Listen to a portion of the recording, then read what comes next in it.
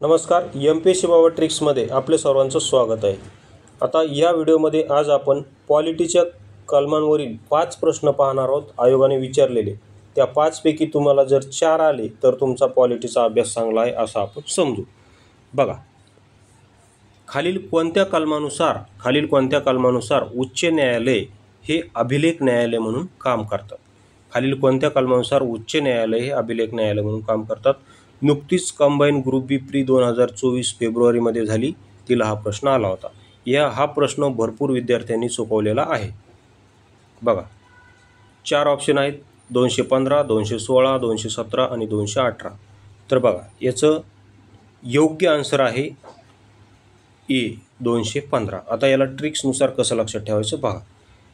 आपण काय म्हणायचं, इथं काय म्हणतंय, खालील कोणत्या कलमानुसार अभिलेख न्यायालय, तर आपण त्याचा उच्चारच बदलू. अभिलेख न म्हणण्यापेक्षा आपण काय म्हणायचं माहिती आहे का, अभिलेख म्हणायचं. अभिलेख न्यायालय काय म्हणायचं, अभिलेख न्यायालय असं म्हणायचं. त्या शब्दाची सुरुवात ओ ने करायची. आता ओ ने केली म्हणजे अभिलेख. आता असं का केला उच्चार मी, कारण ओ हा ABCD नुसार 15 नंबरला येतो. ओ बाय ABCD नुसार किती नंबरला येतो, 15. आणि मग इथे 15 कुठे शेवटी, तर इथे 215. म्हणून ऑप्शन ए बरोबर आहे.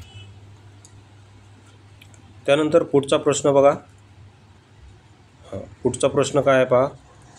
खालील कोणत्या कलमात मुख्यमंत्र्यांची कर्तव्ये दिलेली आहेत. काय कर्तव्ये, STI 2019ला आला होता. तुमच्यासमोर 4 ऑप्शन आहेत, 164, 165, 160 आणि 167. बघा, पॉज करा आणि विचार करा काय असेल उत्तर. तर याचं योग्य आन्सर आहे डी 167. आणि आता याला लक्षात कसं ठेवायचं बघा. आपला व्हिडिओ बनवण्याचा मूळ हेतू आहे की कलम लक्षात कशी ठेवायची. तर याची ट्रिक बघा. काय म्हणायचं, सदुभाऊंची कर्तव्ये. मुख्यमंत्र्यांची कर्तव्य विचारलेलं ना, तर आपण मुख्यमंत्र्याला सदुभाऊचं नाव देऊ. काय देऊ, सदुभाऊ. म्हणजे सदुभाऊंची कर्तव्ये असं आपण म्हणू. सदुभाऊ का, कारण बघा सदू आणि 67 हे मग जुळतो का नाही, हे बघा म्हणजे सारखे नाव आहेत. सदू आणि 67, हे बघा सदू आणि 67 असं लक्षात ठेवा. बघा, अशा ट्रिक्ससह जर तुम्हाला पॉलिटीच्या सर्व कलमांची पेड PDF हवी असेल ना, तर तुम्ही या नंबरवर संपर्क करा. 84 21 90 83 84 या नंबरवर तुम्ही संपर्क करा. जर तुम्हाला पॉलिटीच्या सर्व कलमांची ट्रिक्सची PDF हवी असेल तर अत्यंत रिजनेबल दर ठेवलेला आहे. त्या नंबरवर तुम्ही संपर्क करून चौकशी करू शकता. त्यानंतर पुढचा प्रश्न पहा. खालील कोणत्या कलमानुसार राष्ट्रपती हे राज्यपालाची निवड करतात. खालील कोणत्या कलमानुसार राष्ट्रपती हे राज्यपालाची निवड करतात. कंबाईन ग्रुप C 2023ला आला होता हा प्रश्न. किती, 23ला. बघा, तुमच्यासमोर 4 ऑप्शन आहेत, 152, 153, 154 आणि 155. विचार करा आणि उत्तर सांगा. तर याचं योग्य आन्सर आहे डी 155. आता याला हा प्रश्न पण भरपूर विद्यार्थ्यांनी चुकवलेला आहे. विद्यार्थ्यांनी आन्सर काय दिलेलं आहे माहिती आहे का, 153 आन्सर दिलेले. काय दिलेले, हा कंबाईन ग्रुप C मेन्स 23ला आला होता, प्रीला नाही मेन्सला आला होता. आणि याचं आन्सर बऱ्याच विद्यार्थ्यांनी 153 केलेलं आहे. आता 153 त्यांनी का केलं, कारण कलम 153मध्ये राज्यपाल पदाची तरतूद आहे. पण प्रश्न विचारलाय काय, ते प्रश्न काय विचारला हे पण नीट लक्षात ठेवा. प्रश्न विचारलाय खालील कोणत्या कलमानुसार राष्ट्रपती राज्यपालाची निवड करतात असं विचारले. खालील कोणत्या कलमात राज्यपाल या पदाची तरतूद आहे असं नाही विचारलं. खालील कोणत्या कलमात राज्यपाल ह्या पदाची तरतूद आहे असं जर विचारलं असतं तर आन्सर असतं 153. मात्र राष्ट्रपती राज्यपालाची निवड कोणत्या कलमानुसार करतात असा प्रश्न विचारलेला आहे, त्यामुळे त्याचा आन्सर आहे 155. इथे भरपूर विद्यार्थी कन्फ्यूज झालेले आहेत, त्यांनी 153 लिहिलं आणि उत्तर चुकून आलेले. तर बघा, आता याला ट्रिक्सनुसार कसं लक्षात ठेवायचं, तुमचं कन्फ्युजन कसं टाळायचं हे. तर बघा, ट्रिक काय केलेली आहे की राष्ट्रपती पंचांगात एखादा शुभ मुहूर्त पाहून राज्यपालाची निवड करतात अशी मी ट्रिक बनवलेली आहे. राष्ट्रपती काय करतात, पंचांग म्हणजे काय, कॅलेंडर. त्या पंचांगामध्ये शुभ मुहूर्त पाहतात आणि त्या मुहूर्तावर राज्यपालाची निवड करतात. आता पंचांग का म्हणलं मी, कारण पंचांग आणि 55, पंचांग 55, पंचांग 55 असा हे मग जुळतो का नाही.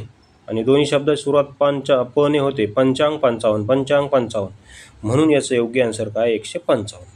बघा, अशा प्रत्येक कलमाच्या आपण ट्रिक्स बनवलेल्या आहेत. कलम 1 पासून ते 360 पर्यंत संपूर्ण कलमांच्या ट्रिक्स बनवलेल्या आहेत. त्याची PDF पाहिजे असेल तर ह्या नंबरवर तुम्ही, परत सांगतो, या नंबरवर तुम्ही संपर्क करा, 84 21 90 83 84. त्यानंतर पुढचा प्रश्न पाहू आता आपण. आता पुढचा प्रश्न काय आहे पहा. अस्पृश्यता बंदीचे खालील कोणते कलम आहे? बघा, खालील कोणते कलम आहे ज्यानुसार अस्पृश्यता बंदी केलेली आहे? तुमच्यासमोर 4 ऑप्शन आहेत, 15, 16, 17, 18. तर बघा, याची सुद्धा ट्रिक केलेली आहे. आपण सांगितलं ना, प्रत्येक कलमाची ट्रिक आहे. तर याचं योग्य आन्सर आहे 17. आणि याची ट्रिक काय बघा, सातारा जिल्ह्यात सर्वात प्रथम अस्पृश्यता बंदी झाली. कोणत्या जिल्ह्यात? सातारा जिल्ह्यात सर्वात प्रथम. तर सातारा का म्हणलं? कारण बघा, सातारा 17, सातारा 17 असा यमक जुळतो, म्हणून 17 असं लक्षात ठेवा. त्यानंतर पुढचा प्रश्न पहा. डॉक्टर आंबेडकरांनी खालील कोणत्या कलमाला घटनेचा आत्मा म्हटले आहे? आंबेडकरांनी कोणत्या कलमाला घटनेचा आत्मा म्हटले आहे? तुमच्यासमोर 4 ऑप्शन आहेत आणि याचे योग्य आन्सर आहे 32. 32 या कलमाला डॉक्टर आंबेडकरांनी घटनेचा आत्मा म्हटलेला आहे. बघा, व्हिडिओ आवडला असेल तर चॅनलला सबस्क्राईब करायला विसरू नका, कारण आपण असेच नवीन व्हिडिओ तुमच्यासाठी घेऊन येत जाऊ. आणि जर ती PDF हवी असेल तर त्या नंबरवर तुम्ही संपर्क करा. बाकी आपल्याकडे इंग्लिश व्होकॅब्युलरीची सुद्धा PDF आहे. इडियम, फ्रेजेस जे काय आहे. जर तुम्ही कंबाईन मेन्सची तयारी करत असाल, MPSC मेन्सची तयारी करत असाल तर तुम्हाला इंग्लिश 50-50 मार्काला आहे. तिथं रिस्क घेऊन चालणार नाही, कारण व्होकॅब्युलरी हा सेक्शनवर जवळपास 20 प्रश्न विचारले जातात. त्यामध्ये इडियम, फ्रेजेसवर 2-3 प्रश्न असतात, वन वर्डवर 2-3 असतात, सिनोनिम अँटोनिम्सवर 2-3 असतात, कन्फ्यूज वर्डवर 2-3 असतात. या सर्वांची एक PDF बनवलेली आहे ट्रिक्सनुसार. त्याच्यामध्ये आयोगाचे प्रिव्हियस इयर क्वेश्चनसुद्धा ॲड केलेले आहेत. ते संपूर्ण जर पाहिजे असेल तर ते संपूर्ण ते 84 21 90 83 84 या नंबरवर तुम्ही संपर्क करू शकता. अत्यंत रिजनेबल दर ठेवलेला आहे, कारण तुम्ही नुसतं इंग्लिशचं ग्रामर करून चालत नाही. तुम्हाला व्होकॅब्युलरी तुमची जर नसेल तर तुम्हाला इंग्लिशला स्कोअर येत नाही. तुम्ही व्होकॅब्युलरी तुमची चांगली नसेल तर तुम्ही इंग्लिशला 25च्या वर 50 पैकी जाऊ शकत नाही, म्हणजे नाही. लिहून घ्या माझ्याकडून. तर आता आपण येथे थांबू. तुम्ही इथपर्यंत आल्याबद्दल धन्यवाद.